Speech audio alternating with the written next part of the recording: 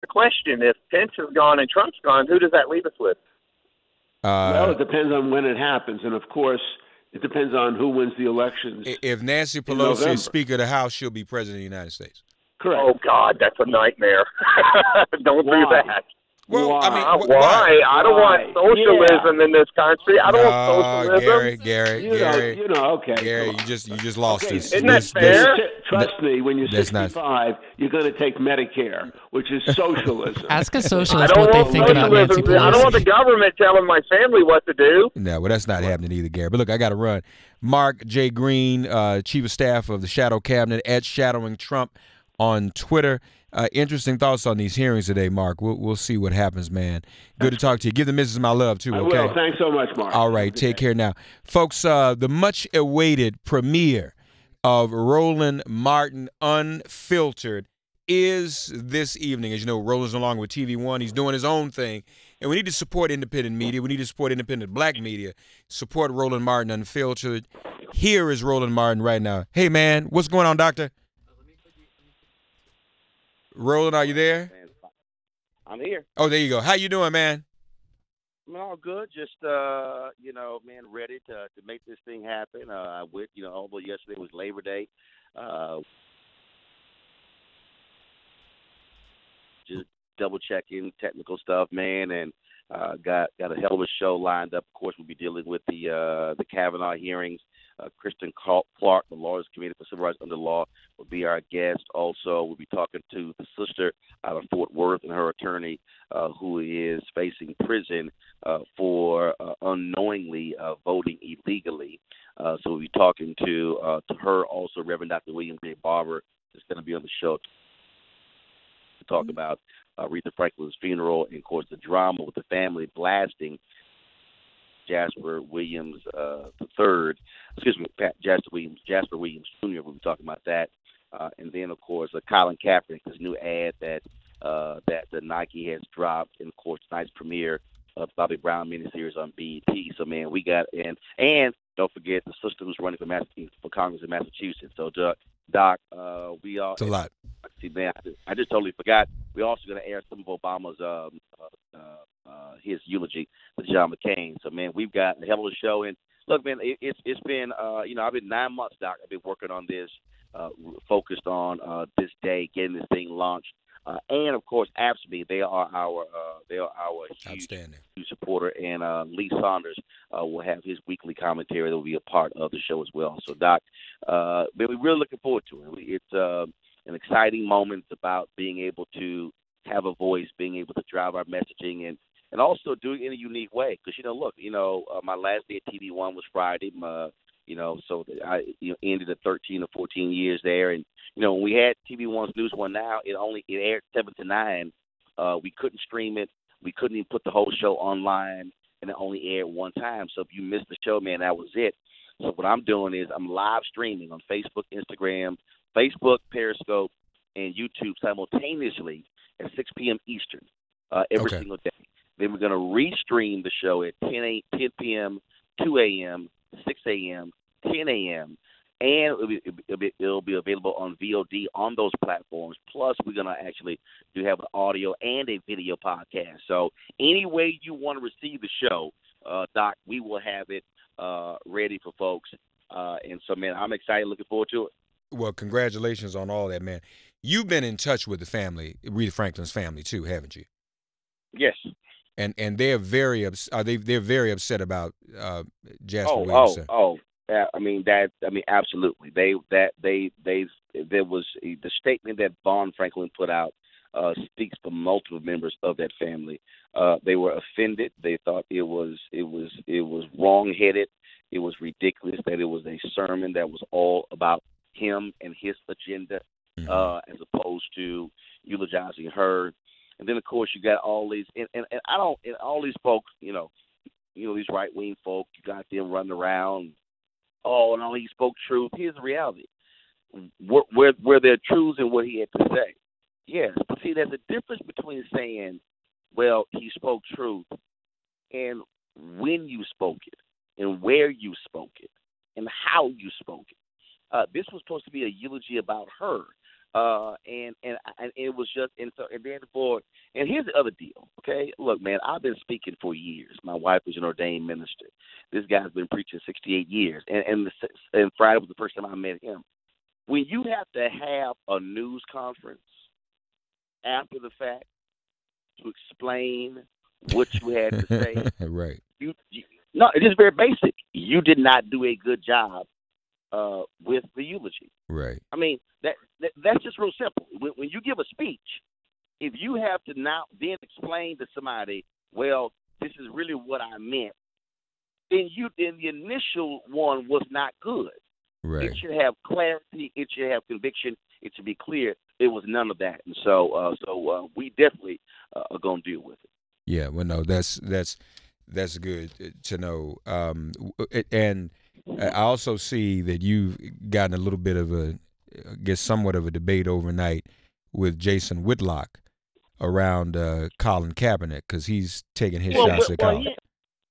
He and I have first of all, he and I have gone back on this issue for really a couple of years. Right. And I'm not afraid to debate the issue. Whitlock is. Just like right winger Charlie Kirk, he called Kaepernick a spoiled brat. I fired back. I said, Charlie, if you want to talk about this here, why don't you come on the show? And him and Candace Owens won't respond to my debate. See, they want to challenge everybody else for a debate, but see, they don't want none of me. And so Whitlock the same way. And so Whitlock, this is all about money. And I'm like, bro, you don't even understand what's going on here. And as a sports journalist, I'm going, why haven't you gotten from behind your table to go actually talk to these cats who are doing the protesting? See, it's real easy to sit behind a desk and throw darts at people. Mm-hmm. But see, it's a whole different ball game, Mark, when you go look them in their eye and talk to them directly. See, you don't just sit behind a microphone. You just don't sit behind a desk. You actually will go out and talk to folk and interview folk on the road, at events, in their face, and ask them tough questions. See, Whitlock ain't doing that. See, right. So he's playing this game. He's playing this game where he wants to be the contrarian. He wants to be in sort of this role he's playing, and it's silly. And so I had to break him down with something. So he wants to, this is all about money. It's all about that. Well, look, Dr. King was the same way. 1964, Atlantic City, Mississippi Freedom Democratic Party. When they were trying to get the black delegation seated, yes, did Dr. King testify on behalf of Fannie Lou Hamer? Yes, but when when LBJ put that pressure on union leadership to get Dr. King to back down, they threatened Dr. King with pulling corporate funding from labor unions for his movement if he did not support the compromise. And that's why I say, Whitlock, this is the same Dr. King you love to throw out to everybody else, so let's not act like that didn't happen. Now, Dr. King had to make a decision, okay, how far he wanted to push something. So, and that's why I said, look, corporations, Whitlock, people who there were some people who had, a superficial support of the anti-apartheid movement. Others also had a major support. So I'm like, don't try to say, this thing has always been about money or whatever. No, I think it's significant that Nike, which makes the apparel for all 32 NFL teams, are the ones also using his face on this here. So let's not act like, and again, he's not even deep enough to challenge Nike by saying, okay, Nike, you got this, and Nike said they're going to also commit some of the funds to what Kaepernick is doing. My deal is, okay, Jason, why don't you actually use your brain and say, okay, Nike, are y'all going to deposit money in black banks? Are you going to you can go down the whole line and come up with a list of things, but just to condemn it as if it's no big deal shows the shallowness of Jason Whitlock. And I think it's also unfortunate that Jason is too scared to debate. See, he's too scared to debate a guy like me. He wants to debate Colin Cowherd and other sports people. No. Why don't you debate folks who do this, who cover social justice, who cover politics? He ain't gonna do that, who bro. Cover these issues. He can't. But no, dog, he don't want that heat. He don't want that heat. He don't want that heat. And I've Mark, just so you know, I've offered to fly myself to L.A. I know that's right. I don't need y'all. I will fly myself to L.A. You just tell me what day, what time. And then I said, and we can even, I debate you on your platform. I can have you on my platform. I said, take your pick. You want to do 5 minutes, 30 minutes, an hour, 2 hours? Bruh, Roland's game. So the Charlie Kirk, to Candace Owens, to all these folks, if y'all want to bring the funk, come on. Uncle Roro always ready. Uncle Roro, Roland Martin Unfiltered, folks, premieres tonight at 6 p.m. Eastern, ladies and gentlemen, on Facebook, Twitter, YouTube, Periscope, all of the above. Roland S. Martin is his handle. IGTV. It'll be everywhere, 6 o'clock every evening. And you all be sure to check it out. We'll be talking to Roland more and more because I want to support him in this, promote what he's doing, folks, and we all should support it. Independent media. Independent news. Independent black media at that. So get behind this, Roland Martin Unfiltered. Good luck tonight, brother. I'll be watching, okay? Mark, I appreciate it. Yes, sir. Right. We'll talk. And I know everything will go well. Thank you, man.